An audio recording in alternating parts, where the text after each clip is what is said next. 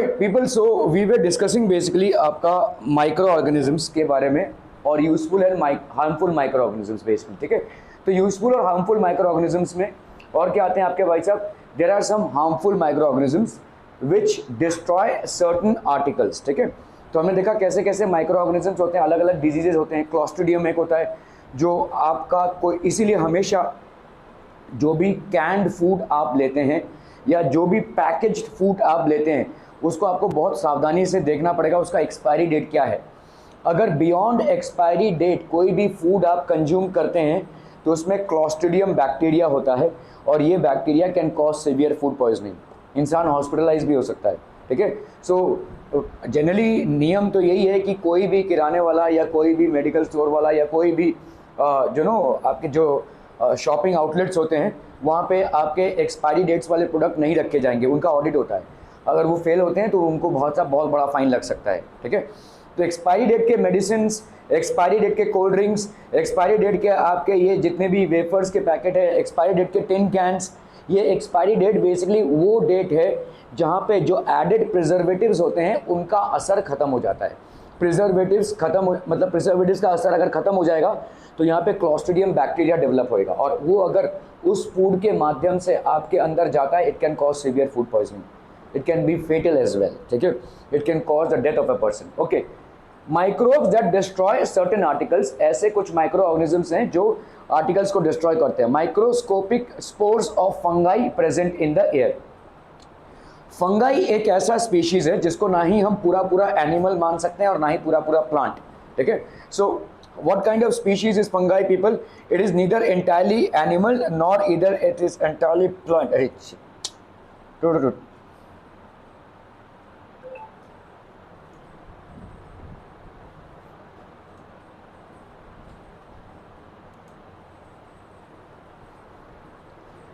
So बच्चा party fungi क्या होता है? फंगाई, ठीक है, इसका रिजेम्बलेंस एनिमल से भी है और इसका रिजेम्बलेंस भाई साहब प्लांट से भी है, ठीक है, प्लांट से भी है। प्लांट से इसका रिजेम्बलेंस क्यों है? क्योंकि इसमें भाई साहब जैसे प्लांट्स में होते हैं आपके सेल वॉल, तो इसमें सेल वॉल होता है, ठीक है, सेल वॉल होता है। Cell wall is present only in plant cells, it is absent in animal cells. और एनिमल सेल्स का रिजेम्बलेंस क्यों है? क्योंकि इसमें जो न्यूट्रिशन है वो ऑटोट्रॉपिक नहीं है, ठीक है। यहाँ पे किस टाइप की न्यूट्रिशन है? Heterotrophic nutrition. This is basically heterotrophic nutrition. Are we clear on this one people? तो इसीलिए फंगाई को हम both plant and animal consider करेंगे। और फंगाई जो है वो छोटे छोटे धूल कण में रहता है, ठीक है। फंगाई मतलब हमारे एयर में भी अभी फंगाई है, एयर में भी अभी फंगाई है। आप समझ लो कोई एक मॉइस्ट ब्रेड को उठाकर या ऐसे ही ब्रेड को उठाकर आप रख दो टेबल के ऊपर, फ्रिज में नहीं, टेबल के ऊपर रख दो, 2-4 दिनों में भाई साहब वो अनकंज्यूमेबल हो जाएगा, उसको नहीं खा सकते आप, ठीक है। तो इसमें हुआ क्या है, आप देखोगे एकदम कड़क सा हो गया है, ठीक है, स्टेल हो गया है, उसमें से एक बास आ रहा है।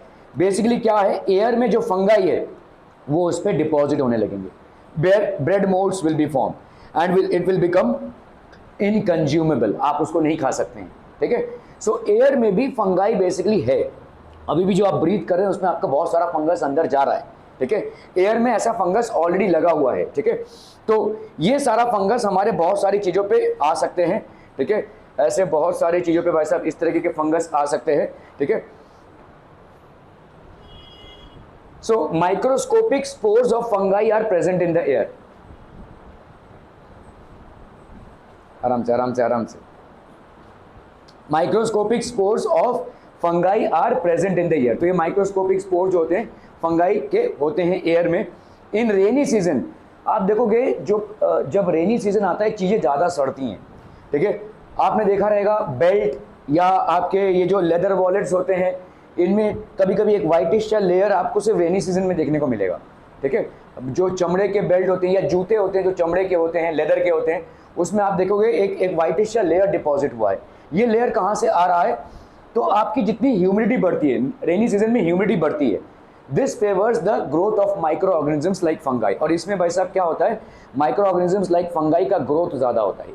रेनी सीजन में ह्यूमिडिटी बढ़ेगी, ह्यूमिडिटी बढ़ने से क्या होगा, micro organisms like fungi will grow, ठीक है, ये ग्रोथ होगा उसका। Spores germinate on leather articles. तो आपने देखा रहेगा लेदर आर्टिकल्स आपके खराब होते हैं, ठीक है, इसलिए थोड़ा सा पॉलिश वॉलिश करके रखना पड़ता है उसको, ठीक है। अगर आप उसको डेली यूज़ करते रहेंगे तो शायद नहीं होगा, लेकिन आप उसको ऐसे ही रहने देंगे, कोई जूता हो गया, कोई पर्स हो गया, या कोई बेल्ट हो गया, कोई बैग हो गया जो लेदर से बना हुआ है, आपको दिखेगा कि उसमें भाई साहब एक ऐसा मतलब एक कुछ तो लेयर डिपॉजिट हो गया, वाइट लेयर सा, ठीक है। The humid this favours the growth, spores germinate on leather articles such as shoes, belts and plant products like gunny और जूट बैग्स, ठीक है। Fungal hyphae penetrate deep in the certain articles to obtain nutrition, तो ये fungal hyphae होते हैं, जैसे आपका मैंने ब्रेड का एग्जांपल दिया, तो इसके रूट्स ऐसे जाते हैं अंदर अंदर तक और उसको भाई साहब न्यूट्रिशन निचोड़ते हैं, उस खाने से वो न्यूट्रिशन निचोड़ते हैं। Due to fungal growth these articles do not last long as they wear off and become weak, तो फंगल ग्रोथ के वजह से ये ज़्यादा देर नहीं चलते हैं, they wear off and become weak. अगर आपने भाई साहब कोई लेदर का चीज़ है और उसमें फंगल इन्फेक्शन होने दिया, फंगस लगने दिया, तो वो ख़राब हो जाएगा भाई साहब, एक टाइम आएगा जब आप उसको यूज़ नहीं कर पाएंगे, सो आपको प्रिवेंटिव मेजर्स लेने पड़ेंगे, ठीक है। So there are certain fungal pesticides which are available, there are certain fungal things which are available, उस पर आप अगर छिड़क देंगे तो उसमें फंगस नहीं लगेगा, ठीक है। क्लियर है। जितने भी आपके एनिमल प्रोडक्ट्स होते हैं, जैसे लेदर एक एनिमल प्रोडक्ट है, ठीक है, इन सब जगहों पे फंगस लग सकता है क्योंकि उसमें न्यूट्रिशन रहता है, ठीक है। उन सब चीज़ों पे भाई साहब टर्माइट्स, फंगस, ये सब इन चीज़ों पे लगते हैं, ठीक है। Okay, microspores that spoil food, देखो इस तरीके का आपने कभी देखा रहेगा, अगर फूड स्पॉइल हो जाता है तो एक वाइटिश लेयर उस पर डिपॉजिट हो जाता है, ठीक है। ब्लैक पाउडर और white disc floating on the pickle, मुरब्बा, jam, sauce, chutney etcetera are fungi, तो ये जो आपको दिखता है this is basically the fungi portion, ठीक है, आपको दिखेगा ये फंगाई पोर्शन हो जाएगा। These fungal species obtain nutrition from pickle और मुरब्बा for their growth and reproduction, मुरब्बा मतलब समझते हैं, ठीक है, तो मतलब एक जितनी भी देखो ऐसी चीज़ें होती हैं जिसको आप स्टोर करने की कोशिश कर रहे हैं, ताबड़तोड़ आपने बनाया और खा लिया तो उसमें फंगस नहीं लगेगा, ठीक है। कोई चीज़ आपने आज बनाई और मतलब शाम तक आप उसको फिनिश कर रहे हैं तो उसमें फंगस नहीं लगेगा, उसमें फंगस लगेगा जिसको आप स्टोर कर रहे हैं। पिकल जैसे अचार हो गया, इसको आप स्टोर करते हैं, ठीक है, मुरब्बा इसको आप स्टोर करते हैं, ऐसी सारी चीज़ें, ठीक है। ब्लैक पाउडर और white disc floating on the pickle, मुरब्बा, जैम, सॉस, चटनी, ये सारी चीज़ों को आप स्टोर कर रहे हैं यूज़ करने के लिए, और ये सारी चीज़ों में फंगस लगेगा, there will be fungus that will obtain on this, ठीक है। These fungal species obtain nutrition from pickle और मुरब्बा for their growth and reproduction, तो इनमें फंगस लगेगा और ये फंगस इनसे न्यूट्रिशन निचोड़ेगा, ठीक है, फंगस इससे न्यूट्रिशन निचोड़ेगा।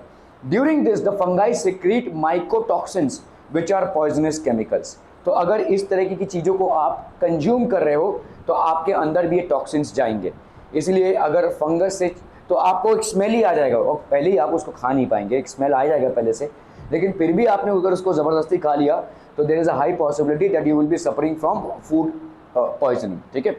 During this the fungi secrete mycotoxins which are poisonous chemicals, such toxins basically spoil the food, they can cause food poisoning if consume, ये भाई साहब अगर कंज्यूम कर दिए गए तो फूड पॉइजनिंग हो जाएगा, ठीक है। Are we clear. तो हमारे एयर में ही एनफ अमाउंट ऑफ फंगस है। फंगस क्या होता है, ना ही उसको हम पूरा पूरा प्लांट मान सकते हैं और ना ही उसको हम पूरा पूरा एनिमल मान सकते हैं, ठीक है। Fungus is that kind of a species. Fungus का भाई साहब आपका एक्सटीरियर एक सेल वॉल जो होता है वो रहता है which is basically comparable to a plant species, और आपका उसमें और हेटेरोट्रॉपिक न्यूट्रिशन होती है which is comparable to a animal species. So fungus is something which lies between plant and animal, okay. Clostridium, जैसे मैंने आपको बोला कि हर चीज़ की एक एक्सपायरी डेट होती है, beyond the expiry date on that food product clostridium will develop, और ये क्लॉस्ट्रिडियम भाई साहब उस फूड को भी ख़राब कर देगा और जो उस फूड को कंज्यूम करने की कोशिश करेंगे उसके भी स्टमक में बहुत बड़ा इन्फेक्शन क्रिएट कर सकता है। इसीलिए हर एक फूड प्रोडक्ट के पैकेट में आपको एक्सपायरी डेट लिखा होता है। एक्सपायरी डेट मतलब हर एक पैकेज फूड में कुछ प्रिजर्वेटिव्स ऐड किए जाते हैं, प्रिजर्वेटिव्स टू प्रिजर्व इट, ठीक है।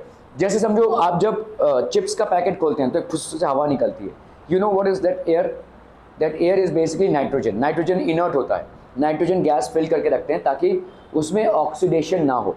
ऑक्सीजन अगर किसी तली हुई तेल पे जाता है तो उसका ऑक्सीडेज कर देता है और रैंसिड बना देता है, ठीक है। ऐसे देख रहे हैं मतलब क्या पड़ा जा रहा है पता नहीं, ओके ओके। देखिए यहाँ पे जो ऑयल होता है ना भाई साहब, ऑयल हमारा कुकिंग ऑयल है। अब इसमें आप कुछ भी तलते हैं, जैसे समझ लो चिप्स तला हुआ है आपने, ठीक है, ये चिप्स हैं भाई साहब जो आपने तले हुए हैं, ठीक है। ये जो ऑयल है, oil basically gets oxidised, oil की ऑक्सीडेशन होती है, किससे भाई साहब? ऑक्सीजन से, ठीक है। ऑक्सीजन इस ऑयल पे ऐड होता है, और ऑक्सीजन कहाँ पे है? एटमॉस्फेयर में है। ये क्या बना देता है? ऑयल को रैंसिड बना देता है, ऑयल को भाई साहब रैंसिड बना देता है। देखो, अगर आप डब्बों में तेल रखते हैं ना, तो उसको आप कवर करके रखते हैं, देखा रहेगा आपने, डब्बों में या शीशी में जहाँ पे भी तेल रहता है, कुकिंग ऑयल रहता है, उसको आप कवर करके क्यों रखते हैं? उसमें कोई चींटी नहीं लगने वाली, उसमें कोई मतलब माइक्रो ऑर्गेनिजम्स नहीं लगने वाले। ऑयल में ऐसा कुछ भी नहीं होगा कि आप उसको कवर, नमक का डब्बा आप खुला रख सकते हैं क्योंकि उसमें कुछ भी नहीं लगने वाला। वैसे ही भाई साहब तेल का डब्बा भी खुला रखिए, उसमें भी कुछ नहीं लगने वाला, लेकिन हम बंद करके क्यों रखते हैं? क्योंकि ऑयल जो है वो एयर के ऑक्सीजन के साथ कंबाइन कर जाएगा और उसमें प्रोड्यूस होती है रैंसिडिटी, ठीक है। रैंसिडिटी ये क्या करता है भाई साहब? ऑयल के टेस्ट को खराब कर देता है, क्योंकि now the oil is in combination with oxygen. ऐसा नहीं है कि रैंसिड ऑयल से अगर आप खाना बनाएंगे तो आपको कोई बदहजमी होगी, लेकिन उसमें से एक बास आएगा, उस ऑयल से एक बास आएगा, ठीक है, रैंसिड बना देगा, एक स्मेल्स आएगा और ऑयल की क्वालिटी चली जाएगी। ऑयल यूज़ होता है हमारे फ्लेवर्स के लिए, हमारी तली हुई चीज़ों में, मतलब जब भी हम किसी चीज़ को ऑयल में तलते हैं तो उसका फ्लेवर बढ़ता है, लेकिन ऐसे रैंसिड ऑयल में उसका फ्लेवर बढ़ेगा नहीं, ठीक है। तो ऑयल का ऑक्सीडेशन होता है, इसीलिए हम भाई साहब ऑयल को बंद डब्बों में रखते हैं। अगर हमने खुला रखा तो कोई चींटी या कोई कीड़े मकोड़े नहीं लगेंगे उस पर, लेकिन there is a high possibility, या होगा भी, कि वो ऑक्सीजन के साथ कंबाइन करके रैंसिड बन जाएगा, ठीक है, it will become rancid, okay. तो ये सारी तमाम चीज़ें हैं। अभी हम देखेंगे भाई साहब कि कैसे, अरे कैसे बोलो, कैसे कैसे कैसे कैसे कैसे क्लॉस्ट्रिडियम बैक्टीरिया डेवलप होता है, ठीक है। So let's say clostridium sometimes causes of food poisoning occur due to community feast. आप देखोगे जहाँ पे बहुत बड़ी मात्रा में लोगों को खिलाया जा रहा है, कोई शादी ब्याह का मामला है, या लेट्स से स्कूल में कोई बहुत बड़ा प्रोग्राम है जहाँ पे फूड डिस्ट्रीब्यूशन हो रहा है, ऐसी जगहों पे आपका फूड पॉइजनिंग होने की संभावनाएं बहुत ज़्यादा हैं। बहुत मैंने पहले ज़माने में ज़्यादा करके फूड पॉइजनिंग के केसेस होते थे, मतलब एक को उल्टी आनी चालू, सबको उल्टी आनी चालू होगी, सबका स्टमक खराब हो गया भाई साहब, ठीक है। ऐसा क्यों होता है? Why does this happen? Community feast में bacteria responsible for spoilage of cooked food is clostridium, क्योंकि कम्युनिटी फीस्ट में खाना भाई साहब खुला में रखा हुआ है और खुले में ये बैक्टीरिया रहता है जिसको हम क्लॉस्ट्रिडियम बोलते हैं, उस खाने में ये आ जाता है। Bacteria responsible for spoilage of cooked food is Clostridium. Various other bacteria and fungi can also result in food spoilage.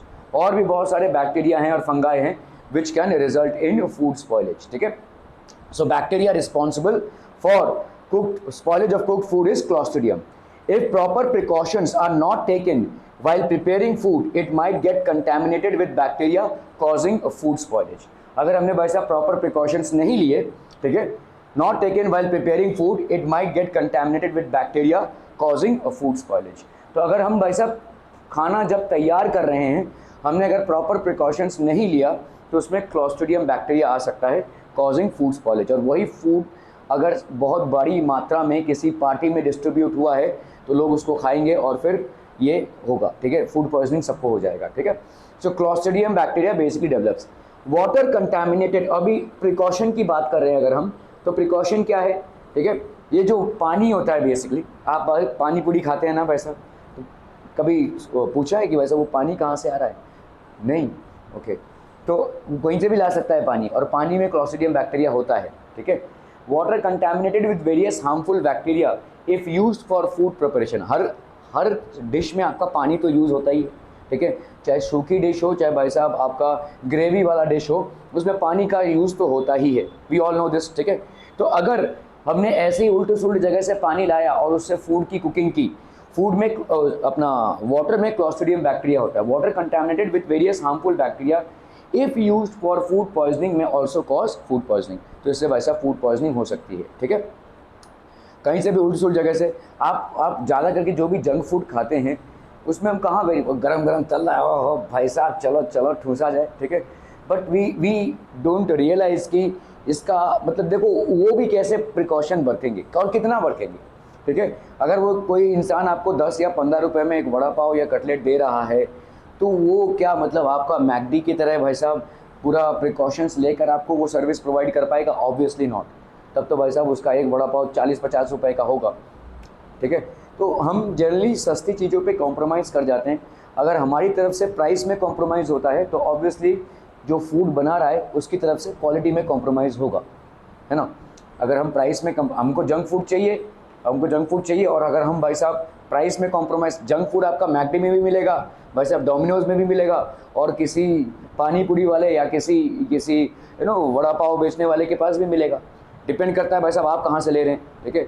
आपके बजट के हिसाब से अगर आपने इधर से लिया तो आपने बजट में कॉम्प्रोमाइज़ किया और उधर उसने क्वालिटी में कॉम्प्रोमाइज़ किया, होगा ही भाई साहब, वो नहीं अफोर्ड कर पाएगा उतना टॉप क्वालिटी सर्विस देने का, ठीक है। मक्खियाँ बैठेंगी भाई साहब, कहाँ से पानी आ रहा है क्या मालूम, टंकी का पानी है, कौन सा वाटर प्यूरीफायर का पानी है भाई साहब वो जो फूड में यूज़ हुआ है। So there is a high possibility that these things will enter your food stream, ठीक है। तो ये बैक्टीरियाज क्या होते हैं भाई साहब, रॉड शेप्ड होते हैं। अगर कंटिन्यूसली अगर किसी परिवार में सदस्य लोग बीमार पड़ रहे हैं तो definitely it is due to contamination in food and water, ठीक है। अगर कंटिन्यूस बीमारियां हो रही हैं, वेदर चेंज में थोड़ा बहुत इधर उधर हो ही जाता है सबका, लेकिन अगर कंटिन्यूस बीमारियां हो रही हैं तो definitely there is a problem, ठीक है, क्लियर है। तो bacteria are rod shape, produce bottle shaped endospores in adverse environmental conditions, ठीक है। तो इस तरह के बॉटल शेप्ड एंडोस्पोर्स प्रोड्यूस करते हैं in environmental conditions, produce bottle shape endospores, ठीक है। Can not withstand normal oxygen levels in air and grow anaerobically. आपको जैसे मैंने कल बताया कि दो टाइप के रेस्पिरेशंस होते हैं, one is aerobic that is with the help of oxygen and the other one is anaerobic. और बैक्टीरिया भाई साहब ऐसा है कि वो अनएरोबिक रेस्पिरेशन कर सकता है, ठीक है। रेस्पिरेशन मतलब क्या होती है भाई साहब, रेस्पिरेशन इज, अगर सीधे सीधे तौर पे देखेंगे, रेस्पिरेशन मतलब आपका फूड है, फूड का ऑक्सीडेशन, ठीक है। ये क्या प्रोड्यूस करेगा भाई साहब, एनर्जी प्रोड्यूस करेगा। इस एनर्जी से भाई साहब आपके सारी गतिविधियाँ होंगी, everything will happen in your life, ठीक है। मतलब आपका जो भी अंदर के प्रोसेसेस हैं, डाइजेशन, एक्सक्रीशन, ब्रेन के activities, heart, blood circulation plus your external activities as well, so all of this will be taken care of by this energy, ठीक है। तो ये एनर्जी भाई साहब प्रोड्यूस होती है, लेकिन क्या होता है भाई साहब, आपके बैक्टीरियाज जो हैं, ठीक है, अभी रेस्पिरेशन के लिए ज़्यादा करके रेस्पिरेशन आपका एरोबिक होता है, आपके अंदर भी भाई साहब एरोबिक रेस्पिरेशन हो रहा है। When will your body perform anaerobic respiration? Okay, चलिए देख लेते हैं रेस्पिरेशन, थोड़ा सा फटाफट देखते हैं हम यहाँ पे। रेस्पिरेशन क्या होता है, एरोबिक होता है और एक होता है भाई साहब अनएरोबिक, ठीक है, अनएरोबिक। एरोबिक में भाई साहब आपका ऑक्सीजन लगता है, यहाँ पे विदाउट ऑक्सीजन ये होता है, ठीक है। जो छोटे मोटे ऑर्गेनिजम्स होते हैं वो अनएरोबिक रेस्पिरेशन से अपना काम चलाते हैं, ठीक है। और हमारे जैसे कॉम्प्लेक्स ऑर्गेनिजम्स उनको एरोबिक रेस्पिरेशन, क्योंकि इनकी एनर्जी रिक्वायरमेंट बहुत हाई है, और एनर्जी रिक्वायरमेंट बहुत हाई है, इसके वजह से हम ज़्यादा करके क्या करते हैं, एरोबिक रेस्पिरेशन करते हैं। कभी कभी आपकी एनर्जी रिक्वायरमेंट और भी ज़्यादा हाई हो जाती है, जैसे मतलब दौड़ रहे हैं या किसी स्पोर्ट्स में हैं, ठीक है, स्पोर्ट्स में, तब आपका एनर्जी रिक्वायरमेंट बॉडी का बढ़ जाएगा, है ना। You are performing certain activities, आप देखोगे अगर आप दौड़े तो हाँफने लगेंगे, क्यों? क्योंकि अभी आपका बॉडी नॉर्मली ऑक्सीजन ज़्यादा लेगा, your body is taking more than normal requirement of oxygen, because oxygen ज़्यादा लेगा तभी जाकर वो रेस्पिरेशन ज़्यादा करवा पाएगा, और रेस्पिरेशन ज़्यादा करवा पाएगा तो एनर्जी ज़्यादा प्रोड्यूस होगी। ये सिंपल मैकेनिक्स है, समझ में आ रहा है ये, ठीक है। Your body has to produce more energy now, and in order to produce more energy now it will take more of oxygen, so that more of food is oxidised, ठीक है। तो ये आपकी सांस जो फूलने लगती है जब आप किसी एक्सरसाइज में इन्वॉल्व होते हो, तो इसका मतलब क्या है, your body is consuming more oxygen, ठीक है, क्लियर है। दूसरा क्या है भाई साहब, आप देखोगे एक हमारे मतलब जब हम हैवी एक्सरसाइज करते हैं तो हमारा अनएरोबिक रेस्पिरेशन भी होता है, मसल सेल्स में होता है ये, ठीक है, ये हमारे मसल के सेल्स में होता है, ठीक है। यहाँ पे हमारे बॉडी को ड्यूरिंग हैवी एक्सरसाइज कॉम्पनसेट करने के लिए muscle cells without oxygen energy produce करते हैं, हालांकि इसकी क्वांटिटी कम होती है, बट मसल सेल्स की रिक्वायरमेंट बढ़ जाती है, हम मूव कर रहे हैं, दौड़ रहे हैं, ठीक है। सो मसल सेल्स का एक प्रॉब्लम ये है कि ये एनर्जी तो प्रोड्यूस करेंगे अनएरोबिकली, लेकिन साथ ही साथ लैक्टिक एसिड प्रोड्यूस करेंगी, ठीक है। और ये लैक्टिक एसिड हमारे यहाँ पे जॉइंट्स में मसल के आजू बाजू कलेक्ट होता है। आपने देखा रहेगा कि अगर आप कोई स्पोर्ट्स करते हैं तो स्पोर्ट्स करने के पहले स्ट्रेचिंग करवाते हैं, और स्पोर्ट्स करने के बाद भी स्ट्रेचिंग करवाते हैं। कभी पूछा है कि क्यों क्यों करवाते हैं ये? Why is it needed? Why is it needed? अगर जिम वगैरह भी जाते रहेंगे या आप किसी स्पोर्ट्स वगैरह में इन्वॉल्व रहेंगे, आपके ट्रेनर्स पहले थोड़ा सा स्ट्रेचिंग करवाएंगे और आपका हो जाने के बाद भी स्ट्रेचिंग करने के लिए बोलेंगे। क्यों ऐसा करेंगे? क्योंकि जब आप स्पोर्ट्स में इन्वॉल्व थे, हैवी एक्सरसाइज में इन्वॉल्व थे, जिसमें आपके मसल्स इन्वॉल्व थे, तो आपके मसल सेल्स अनएरोबिक रेस्पिरेशन कर रहे थे और अनएरोबिक रेस्पिरेशन से क्या प्रोड्यूस होती है? Lactic acid. ये लैक्टिक एसिड भाई साहब आपके जोड़ों में जमा हो जाएगा, और एसिड अगर जोड़ों में जमा होगा तो वो क्या करेगा? लिगामेंट्स को, बोन्स को करोड करेगा। इसीलिए जब आप स्ट्रेचिंग करते हो तो ये लैक्टिक एसिड पूरे बॉडी में फैल जाता है, ठीक है? वो बोन्स की जगह पे इकट्ठा नहीं होता है, उसको इकट्ठा नहीं होने देते हैं। तो जब आप स्ट्रेचिंग करते हैं तो ये पूरा लैक्टिक एसिड पूरे बॉडी में फैल जाता है। It is not allowing the lactic acid to accumulate in the joints, ठीक है? वो जॉइंट्स में अक्यूमुलेट नहीं होगा। ऐसे बहुत सारे स्पोर्ट्समैन हैं जिन्होंने बहुत एग्रेसिवली स्पोर्ट्स खेला है, लेकिन अपने टाइम पे जब वो स्पोर्ट्स करते थे तब वो स्ट्रेचिंग वगैरह नहीं करते थे। आज की तारीख में 50 साल की उम्र में वो चेयर पे नहीं बैठ पा रहे हैं, जोड़ों में इतना दर्द है, ठीक है? जोड़ों में इतना दर्द है कि भाई साहब चेयर पे ऐसे पैर मोड़ के बैठ नहीं पा रहे हैं।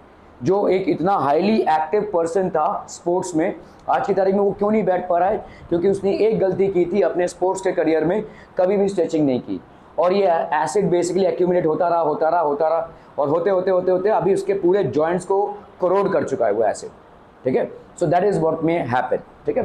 तो ये तो आपको एरोबिक और अनएरोबिक की बातें कर रहे थे हम। बैक्टीरिया जो है उसमें पूरा अनएरोबिक रेस्पिरेशन होता है। इसीलिए जो हम बोलते हैं ना कि भाई दूसरे प्लैनेट्स में लाइफ नहीं है, क्यों? क्योंकि ऑक्सीजन नहीं है। लेकिन दूसरे टाइम को हमको ये सोचना चाहिए कि भाई साहब दूसरे प्लैनेट्स में क्या बैक्टीरिया सर्वाइव कर सकता है? यस, सर्वाइव कर सकता है, ठीक है? क्योंकि बैक्टीरिया विदाउट ऑक्सीजन सर्वाइव कर सकता है। बैक्टीरिया को ऑक्सीजन की जरूरत नहीं है, उसके अंदर जो रेस्पिरेशन का प्रोसेस है वो अनएरोबिक है, ठीक है? रेस्पिरेशन का प्रोसेस अनएरोबिक है। So is there a possibility that in planets wherein we cannot support life as it is on earth with oxygen, can other creatures like bacteria survive? Yes, there is a possibility, वहाँ पे survive कर सकते हैं, ठीक है? तो पूरी तौर से ये मान लेना कि दूसरे प्लैनेट में लाइफ है नहीं, शायद गलत होगा, because there is a possibility of bacterias existing there, ठीक है? Bacterias do not need oxygen to sustain their lifes, okay? So cannot withstand normal oxygen, ठीक है?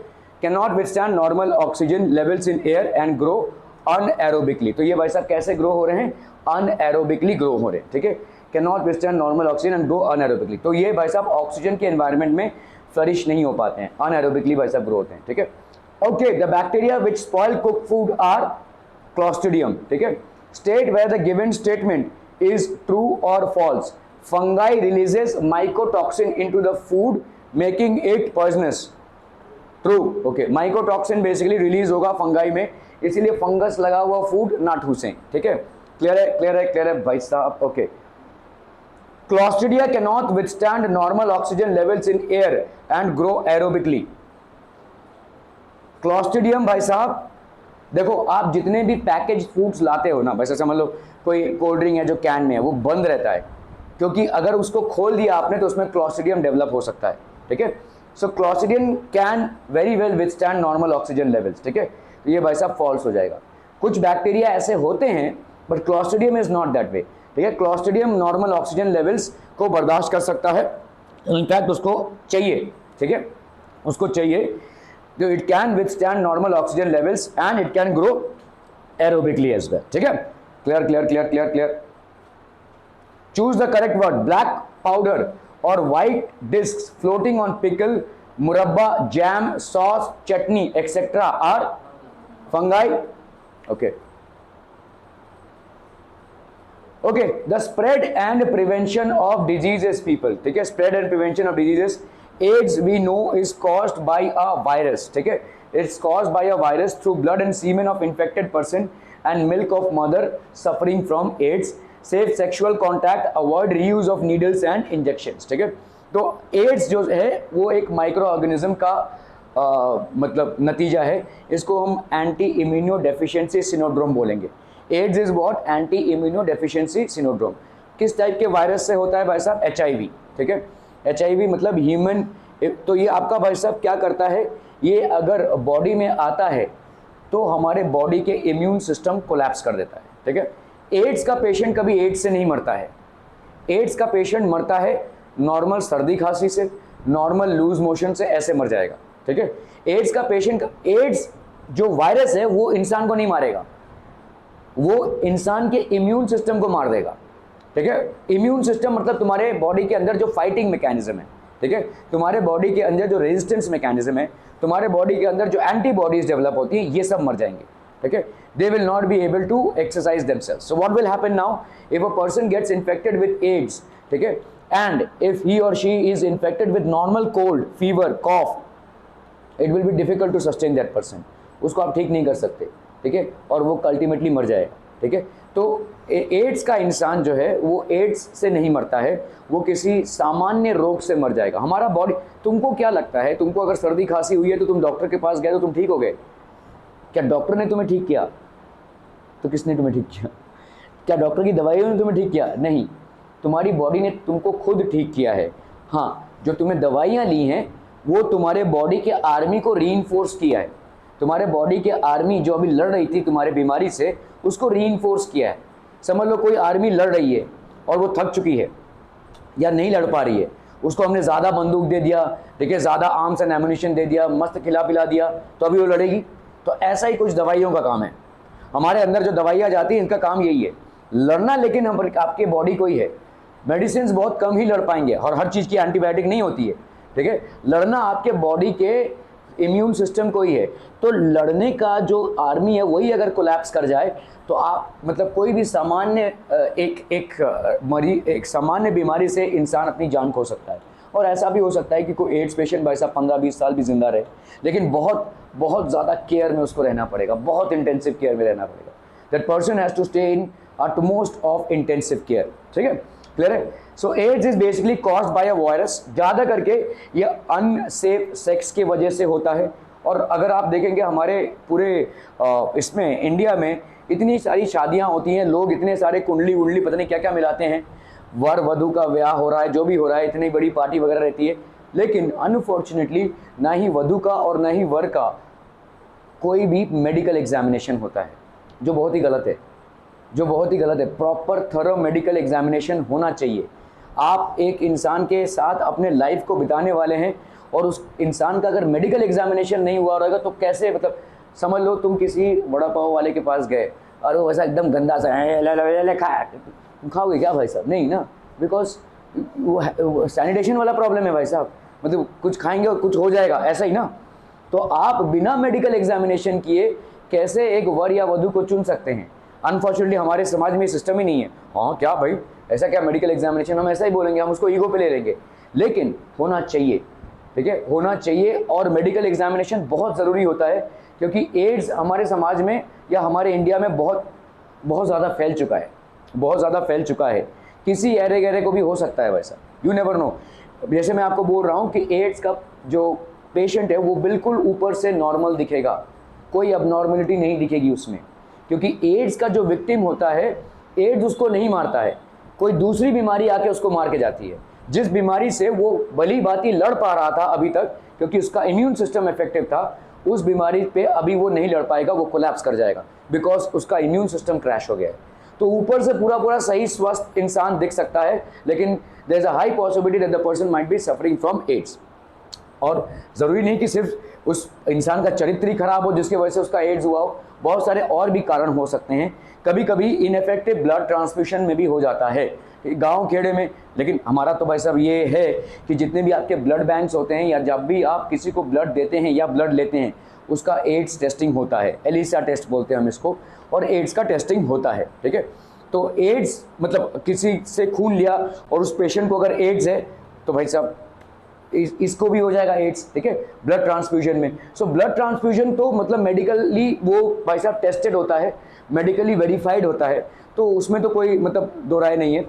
एक और चीज़ है भाई साहब, needles, avoid reuse of needles. तो ये तो हमारा आज की तारीख में आपने इंजेक्शंस लगाए होंगे, राइट। इंजेक्शन जब लगाते हो आपने डॉक्टर ने देखा रहेगा नया पैकेट से आपके इंजेक्शन के नीडल को निकालते हैं। हमारे ज़माने में ऐसा नहीं था, नीडल्स मतलब इंजेक्शन लगाया तो वैसे अब इंजेक्शन को ऐसे उबालने को देखते थे, मतलब एक पेशेंट को अगर लगाया तो उसको एक ऐसे बड़े बड़े ऐसे कंटेनर्स होते थे, उसमें ऐसे नीडल्स को डाल देते और वो गर्म पानी होता था, वो हर समय खोलता ही रहता था, ठीक है, वो गर्म पानी होता था उसमें डाल देते थे, ठीक है।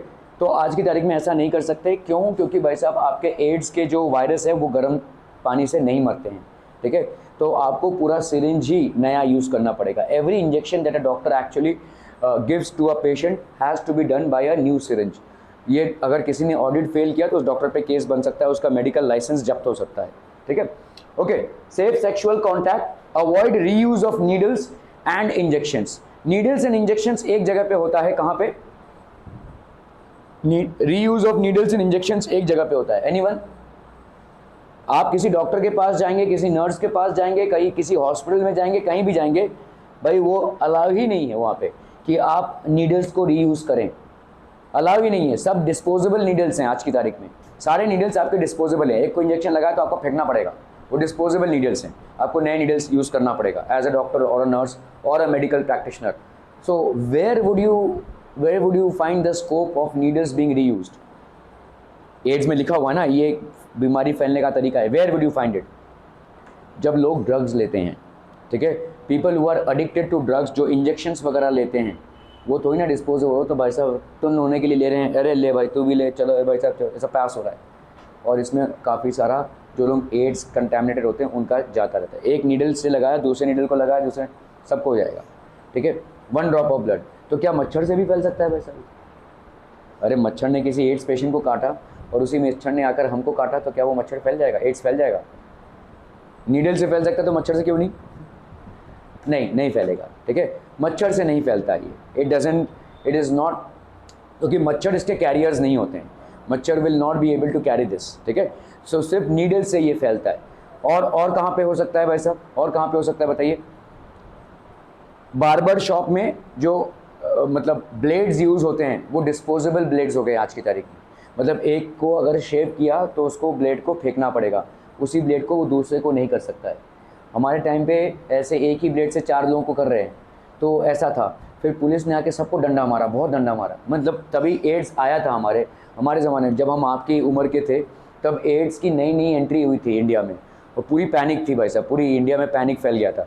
तो ये जैसे कोरोना में देख रहे थे ना आप लोग, पुलिस वाले हरकत में थे एकदम से, कहाँ जा रहे हो, किधर जा रहे हो, क्यों जा रहे हो, ये सब। तो वैसे ही जितने भी बार्बर वाले शॉप थे, सबको भाई साहब ठाप ठूप दिया उन लोगों ने, ठीक है।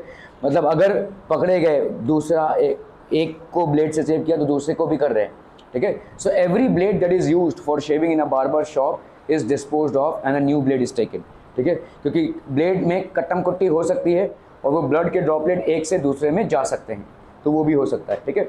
So that is how AIDS basically spreads and the virus of AIDS spreads, okay. Hepatitis बहुत कॉमन सा चीज़ है, जॉन्डिस जिसको हम बोलते हैं, और ये हमारे इंडिया में बहुत ज़्यादा होता है, बहुत ज़्यादा होता है, क्योंकि हमारा भाई साहब खाना पीना एकदम उल्टा सीधा है। हम कुछ सोचते नहीं हैं, हम we are people who go after taste rather than nutrition. हमारे पूरे डाइट सिस्टम में we will always go after taste rather than nutrition value, ठीक है। सो ये भाई साहब हम देखते नहीं हैं। जैसे मैंने बोला कि आपने भाई साहब पैसों के साथ कॉम्प्रोमाइज़ किया तो क्वालिटी के साथ भी कॉम्प्रोमाइज़ होगा, ठीक है, फूड में स्पेशली। तो कंटैमिनेटेड फूड एंड वाटर हमारे अंदर अगर जाता है तो हेपेटाइटिस, जिसको हम भाई साहब क्या बोलते हैं, जॉन्डिस, वो होता है, ठीक है। जॉन्डिस में आपका लिवर ख़राब होता है, लिवर पे इम्पैक्ट आता है, ठीक है। So clean and filtered water, proper storage of food. आप भाई साहब मक्खियों वाला फूड ना खाएं। बाहर देखिए, बाहर कितना कोई प्रिकॉशन लेगा, there is hardly any amount of precaution that can be taken. बाहर उतना हम प्रिकॉशन नहीं ले सकते हैं। तो फूड पड़ा हुआ है भाई साहब, उसमें मक्खी बैठने वाली है, उसी चीज़ को आप फिर से खाएंगे तो प्रॉब्लम होगा। So always have food covered. In fact घर में भी अगर फूड बना है तो प्लीज़ उसको फ्रिज में रखिए या उसको कवर करके रखिए, because there is a high possibility of hepatitis virus coming into our body. इसका वैक्सीनेशन तो है, लेकिन प्रॉब्लम ये है कि हो सकता है, वैक्सीनेशन के बावजूद भी ये हो सकता है, ठीक है, there is a high possibility. और ये अगर सही टाइम पे ट्रीट नहीं हुआ तो it can actually be detrimental to health, इंसान की डेथ भी हो सकती है, ठीक है। हेपेटाइटिस पीलिया जिसको बोलते हैं, बहुत सारे गांव टी टाइप के इलाज हैं जिसमें भाई साहब क्या बोलते हैं, आप हाथ को भाई साहब दूध में धोएंगे तो पूरा दूध पीला हो जाएगा, आपका पूरा पीलिया उसमें से निकल जाएगा। फालतू चीज़ें हैं वो सब, इन सब चीज़ों पे बिलीव हाँ है। वैसे लोगों का इलाज हो रहा है, वो कुछ तो मोटा सा तुलसी का माला पहनेंगे, ठीक है, फिर वो हाथ को दूध में धोएंगे तो दूध पूरा पीला हो जाएगा। दूध में पहले से हल्दी डाल के रखते हैं वो लोग, जो भी ओझा वगैरह होते हैं, तो अभी पीला हो गया, तुम्हारे बॉडी से पूरा पीलिया निकल गया भाई साहब, अभी तुम ठीक हो गए। These are myths basically, but इसका ट्रीटमेंट कीजिए अगर होता है तो। Not a very fatal disease, but yes अगर टाइमली ट्रीटमेंट नहीं हुआ तो फेटल हो सकता है, ठीक है। और जिनको भी एक बार हेपेटाइटिस हुआ है, they should be very careful about their food intake, ठीक है। नॉर्मल सी बीमारी है, जॉन्डिस हर दूसरे इंसान को होती है कभी ना कभी, अगर होती है तो बड़े मतलब 4-5 दिन में आप ठीक हो जाते हैं, 7-8 दिन, लेकिन उसमें थोड़ा सा खाने पीने का परहेज करना पड़ता है, ठीक है। इन्फ्लुएंजा, ये तो भाई साहब एकदम कॉमन सी बीमारी है। कोरोना भी is also a type of influenza, ठीक है। सो इन्फ्लुएंजा क्या होती है भाई साहब? Contact with infected person, virus है भाई साहब ये। इसमें आपको आएगा भाई साहब सर्दी, खांसी, टेम्परेचर और बहुत सारी चीज़ें, ठीक है, जो कॉम्प्लेक्सिटीज़ होती हैं, चेस्ट कंजेशन, इरिटेशन, हेडेक, ये सब होता है जो आपके नॉर्मल, हम सभी इससे गुजर चुके हैं। इसका भी मतलब हाई लेवल के चीज़ों पे भाई साहब इसका भी वायरस क्या कहते हैं वैक्सीनेशन है। But influenza is something that you happen to contaminate with every now and then, हम सबको भाई साहब होता ही रहता है ये। पर्सनल हाइजीन रखिए थोड़ा सा, जो लोग कंटेमिनेटेड हैं उनसे थोड़ा दूर बैठिए, उनसे थोड़ा कम कांटेक्ट में आइए। अगर घर में किसी को हुआ है तो उसको थोड़ा सा आइसोलेट कीजिए, ठीक है। कोरोना में हम क्या बोलते थे? क्वारंटाइन हो जाइए, ठीक है। तो यस, क्वारंटाइन होना ज़रूरी है, ठीक है।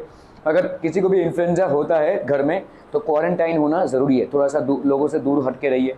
पर्सनल हाइजीन मेंटेन कीजिए, avoiding contact with infected person. कोई जोर से छींक रहा है तो आपको मालूम है पूरे ड्रॉपलेट्स फैल जाते हैं, ठीक है। उस एरिया में अगर आप आते हैं तो ऑब्वियसली वो ड्रॉपलेट्स आपके पास भी जाएंगे and you will also get impacted by the same. क्यों आ रही है? क्या हो गया?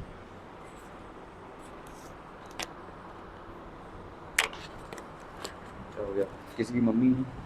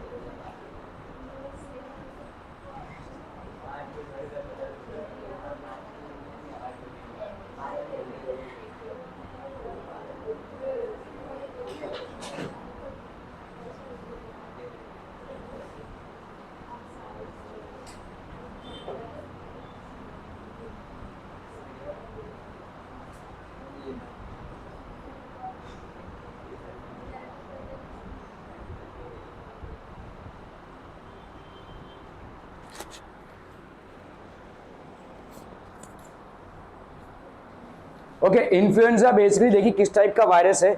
Influenza we know is basically cold, cough, temperature इसमें आता है। तो contact with the infected person, personal hygiene, avoiding contact with the infected person.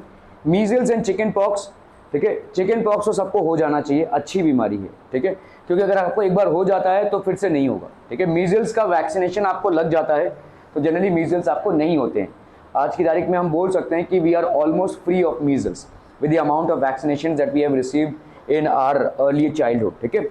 Contact with infected person, chicken pox का भी, पॉक्स का तो वैक्सीनेशन, मीजल्स का वैक्सीनेशन होता है, uncontaminated water and clean food, ठीक है। चिकन पॉक्स एक बार जिसको हो जाता है, जनरली उसको नहीं होता है क्योंकि उसका बॉडी ट्रेन हो जाता है in order to deal with it, ठीक है। अगर आप डॉक्टर के पास भी जाते हैं, इन केस किसी को चिकन पॉक्स अगर होता है, किसी में दाने निकलते हैं, तो डॉक्टर के पास भी जाते हैं तो वो भी कुछ खास दवाइयाँ आपको नहीं देंगे।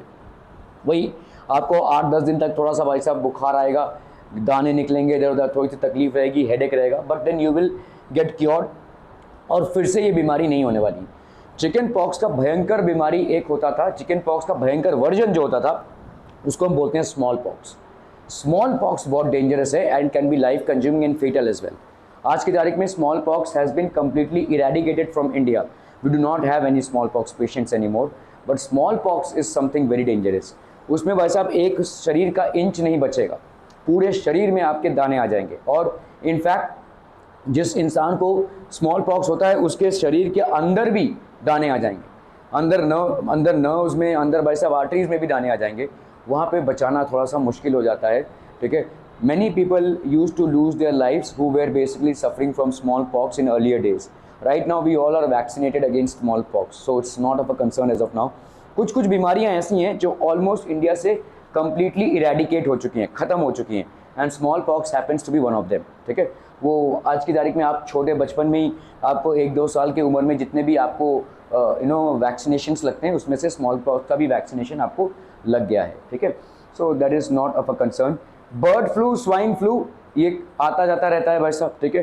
तो contacted with infected birds and animals, जैसे इन्फेक्टेड बर्ड्स मतलब चिकन वगैरह जो लोग खाते हैं, ठीक है, उनके लिए ये है। अगर आपने मतलब अगर फैला हुआ है ये बीमारी तो चिकन मत कंज्यूम कीजिए, क्योंकि ज़्यादा करके जो पोल्ट्री फार्म्स होते हैं वहाँ पे बर्ड्स लोग ठूसे हुए हैं, है ना।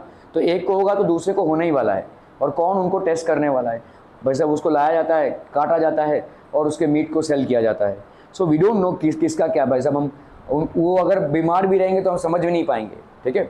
सो there is a high chance that when we are consuming chicken and all they might be contaminated with some kind of flu and this flu enters us, ठीक है। बर्ड फ्लू या स्वाइन फ्लू जिसको बोलते हैं, contact with infected birds and animals. Swine मतलब सुअर, दुक्कड़, ठीक है। सो ये सारे मीट से ये हमारे अंदर आता है, तो जब भी उनके अंदर एपिडेमिक फैला हुआ रहता है तो it's very advisable not to consume them at that point of time, ठीक है। Personal hygiene, having properly cooked meat, जितना आप अच्छे से, तो बहुत सारे जगहों पे मीट को रोस्ट करके खाया जाता है, बोलते हैं ना ज़्यादा हम मतलब, तो मीट को बहुत अच्छे से कुक करना चाहिए क्योंकि उसके अंदर बहुत सारे वायरसेस हो सकते हैं, ठीक है। Whatever some meat we are consuming.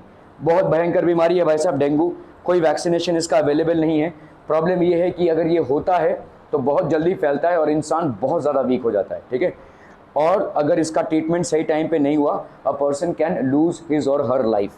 Dengue मतलब हर दूसरे इंसान को ही आपने सुना रहेगा हुआ है कभी ना कभी, ठीक है। और इसका करियर कौन है भाई साहब? कैरियर इज बेसिकली मस्क्यूटोज, ठीक है। So cleanliness of surroundings, preventing stagnation of water and mosquito control. तो ये जो सिटको वाले आते हैं छिड़कते हुए, that is one attempt to ensure that dengue is not spreading, ठीक है। ये स्टैग्नेंट वाटर मतलब क्या होता है? स्टैग्नेशन ऑफ वाटर, जमा हुआ पानी ही क्यों बोल रहे हैं? दूसरा पानी क्यों नहीं बोल रहे हैं? समुद्र में भी तो हो सकता है वैसा। पानी हिलेगा तो अंडा कौन नहीं दे सकता? मच्छर। अंडा दे सकता है लेकिन अंडा नीचे चला जाएगा, ठीक है। तो आप देखो, yes you are partly correct, ठीक है। तो होता क्या है भाई साहब, समझ लो, मच्छर जो है तो अपने अंडे कहाँ पे देता है? पानी में, ठीक है। तो मच्छर आपका जैसे समझ लो पानी का लेवल है, this is let's say this is less, अरे यार ये फिर हैंग हो गया। कौन है भाई साहब ये? हाँ कौन है? किसकी इतनी हिम्मत हुई है भाई साहब?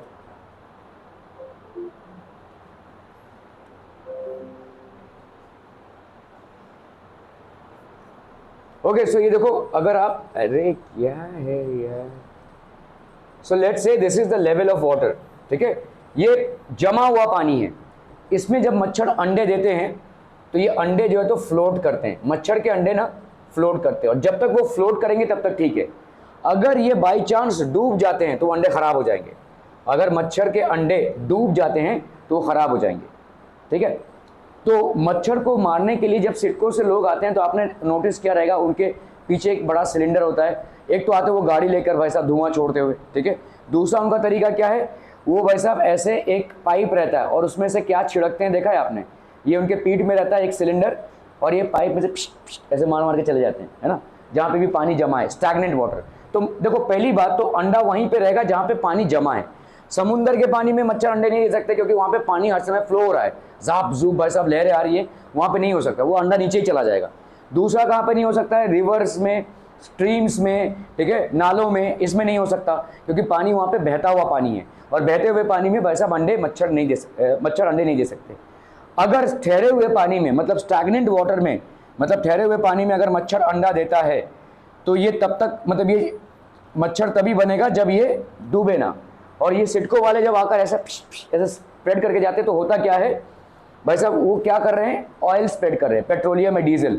इससे क्या हो जाएगा, ये ऑयल ऊपर आ जाएगा, और ये ऑयल हल्का होता है वाटर से, तो वो ऊपर आ जाता है और पानी नीचे चला जाता है, और पानी इस अंडों को नीचे लेकर चला जाता है और अंडा खराब हो जाता है। ठीक है, that is the reason they do this, that is the reason they do this. ठीक है, ओके। तो स्टैग्नेंट वाटर मतलब अपने आजू बाजू पानी को जमा नहीं होने देना है।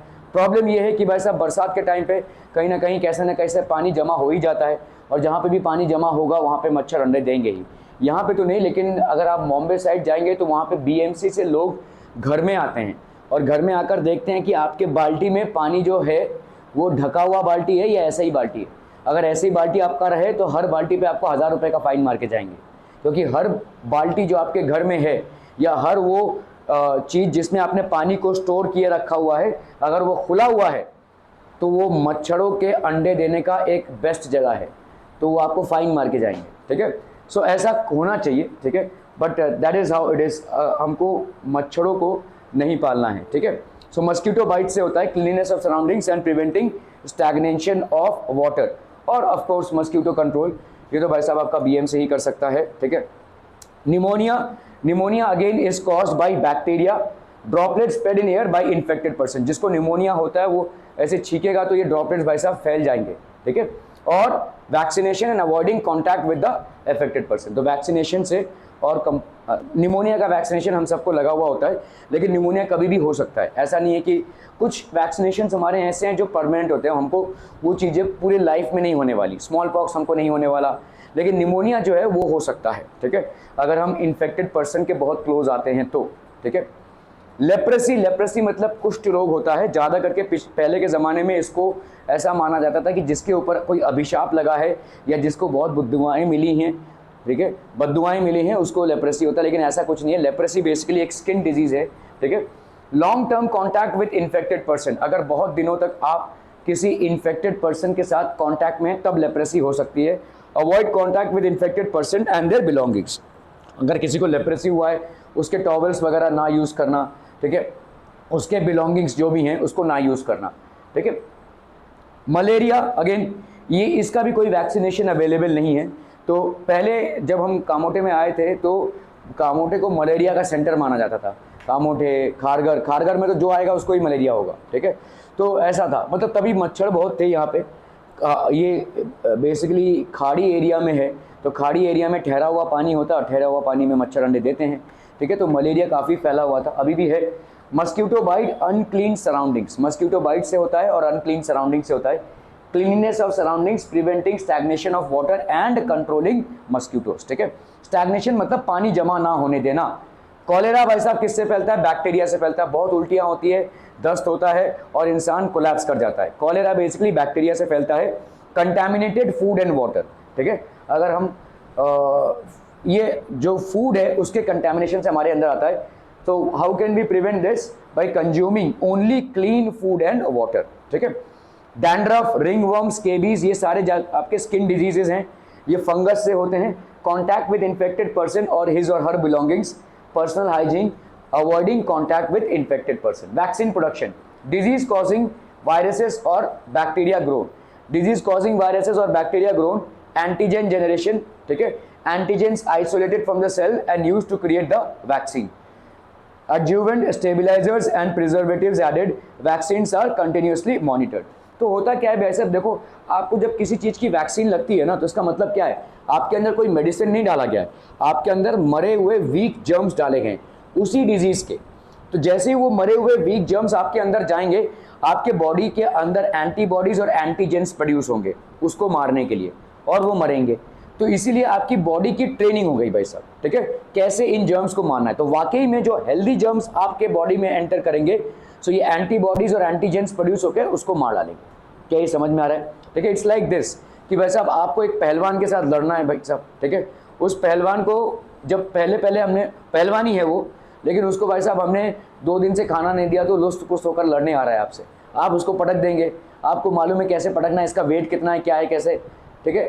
अगली बार जब वो आएगा तो आप ट्रेंड है उससे लड़ने के लिए। ऐसा ही कुछ है हमारे बॉडी में वैक्सीनेशन। तो वैक्सीनेशन मतलब हमारे अंदर डेड या वीक जर्म्स डाले जाते हैं और हमारा बॉडी उस डेड या वीक जर्म्स के अगेंस्ट एंटीजेंस या एंटीबॉडीज प्रोड्यूस करता है। तो एक बार अगर एंटीजेंस और एंटीबॉडीज प्रोड्यूस हो गए तो जब वो एक्चुअली में हमारे बॉडी में एंट्री करेगा तब हमारा बॉडी उससे निपट लेगा, ठीक है। सो डिजीज कॉजिंग वायरसेस और बैक्टीरियाज आर ग्रोन एक्चुअली, और ये एंटीजन जनरेशन होता है। Antigens isolated from the cells and used to create the vaccine, adjuvant stabilisers and preservatives are added, vaccines are continuously monitored. तो vaccines को हम continuously monitor करते हैं। लाइव वीकेंड और किल्ड पैथोजेंस में also be used as vaccines. तो कहीं कहीं पे हमने भाई साहब लाइव वायरसेस या किल्ड पैथोजेंस या ऑलमोस्ट डेड पैथोजेंस को भी यूज करते हैं एज वैक्सीन्स में। Pathogens used in vaccine production need to be safely stored, since if they are released in air accidents, then they may spontaneously spread to various places and cause diseases before the necessary vaccine is available। और कुछ ऐसा ही China में हुआ था। China में भाई साहब vaccines की स्टडी हो रही थी और ऐसा माना जाता है कि जहाँ पे जो इंस्टीट्यूट ऑफ वायरोलॉजी था, जहाँ पे ये स्टडी हो रहा था, वहाँ से कोरोना फैला है। वो भाई साहब उसको ठीक से हैंडल नहीं कर पाए और उधर से ये वायरस रिलीज हो गया और पूरे विश्व भर में इसने मातम मचाया, ठीक है। Infants have weak immunity and hence need to be protected against various infections by vaccinations. तो इन्फेंट्स के बहुत वीक इम्यूनिटी होती है, जो बच्चे होते हैं छोटे बच्चे, तो उनकी इम्यूनिटी लेवल्स बहुत कम होती है and hence need to be protected by various infections by vaccination. तो इन्फेंट लेवल पे सबसे ज़्यादा वैक्सीनेशंस होते हैं। आपके जीवन के पहले 2 साल में सबसे ज़्यादा वैक्सीन आपको दिए जाएंगे, विच विल क्योर यू और which will render you free of many dreaded diseases, ठीक है। बहुत लाइफ कंज्यूमिंग डिजीजेस से आप बच जाते हैं आज की तारीख में, ठीक है। What is the mode of infection of influenza? Contact with the infected person. अगर जिस इंसान को छींक आ रही है या जो इंसान भाई साहब इन्फ्लुएंजा से गुजर रहा है, जिसको भाई साहब सर्दी हुई है, खांसी हुई है, ऐसे इंसान के कांटेक्ट में, संस्पर्श में आप आते हैं तो आपको भी भाई साहब इन्फ्लुएंजा हो सकता है। Which of the following diseases are not caused by viruses? AIDS, leprosy, dengue, scabies, cholera, measles। Leprosy, scabies and cholera, ठीक है, ये सारे आपके बैक्टीरियल डिजीजेस हैं, ठीक है। दीज आर बेसिकली ये तो आपका फंगल डिजीज है, ठीक है, ये आपका बेसिकली बैक्टीरियल डिजीज है। कॉलेरा एक बैक्टीरियल डिजीज है, टीबी एक बैक्टीरियल डिजीज है, ठीक है। So these are basically caused by. Can mosquito bites spread leprosy? नहीं, mosquito bites can not spread leprosy. Mosquito bites spread AIDS? No, ठीक है, एड्स उससे नहीं फैलेगा। Mosquito bites can not spread leprosy. Leprosy भाई साहब इससे कुष्ठ रोग जिसको बोलते हैं हम, ठीक है। State whether the given statements are true और false. Consumption of clean food and water is a preventive measure for malaria. क्यों?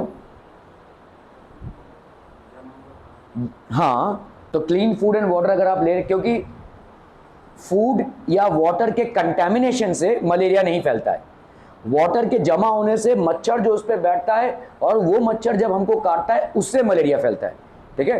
तो हाँ, अगर आप क्लीन फूड एंड वाटर नहीं ले रहे तो और बहुत सारी डिजीज हो सकती हैं आपको, ठीक है, जैसे कॉलेरा हो सकता है या भाई साहब फूड पॉइजनिंग हो सकती है, लेकिन उससे मलेरिया नहीं होगा। मलेरिया हमेशा मस्किटो बाइट से ही होगा, ठीक है। So consumption of clean food and water is a preventive measure of malaria? No, it is not a preventive measure of malaria. So what could be the preventive measure of malaria? Not allowing water to accumulate in the surrounding areas, or even if it is accumulating, to take preventive measures, ठीक है। Dengue and malaria are viral diseases spread through mosquitoes. True or false? True. Okay.